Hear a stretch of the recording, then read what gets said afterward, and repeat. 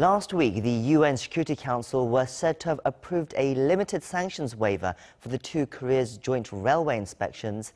And now, over the weekend, it was revealed that Washington also got on board with an exemption for its own sanctions against Pyongyang. With the waivers in place, the on-site survey for the railway project could start as early as this week. Our Jung-hee explains further. The two Koreas' railway connection plan, which has been completely suspended since August, looks to gain speed with a couple of exemptions made to the international sanctions over the weekend.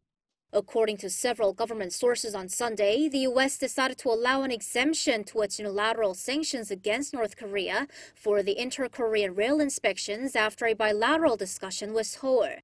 This comes after the UN Security Council approved a limited sanctions waiver on its North Korea sanctions last Friday. With the breakthrough to the months-long deadlock, the two Koreas are currently discussing the schedule for a joint rail survey in North Korea, in Seoul expected to kickstart this week. We are currently discussing the matter with the North. We are getting ready so that the joint inspections can begin this week. For the inspections, a South Korean train and research team will be moving up north. They'll go test the western Jung-hee line first and then the eastern Dong-hee line.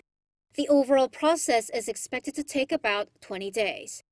Once the joint inspections are over, South Korea views that Seoul and Pyongyang will be able to hold a groundbreaking ceremony within this year as planned for linking and modernizing their rail and road networks, in that possibly in mid-December.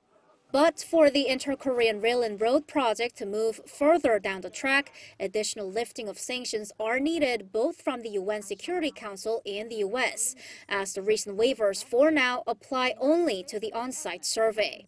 And that'll require further coordination between Seoul and Washington, as well as stronger signs of denuclearization from North Korea.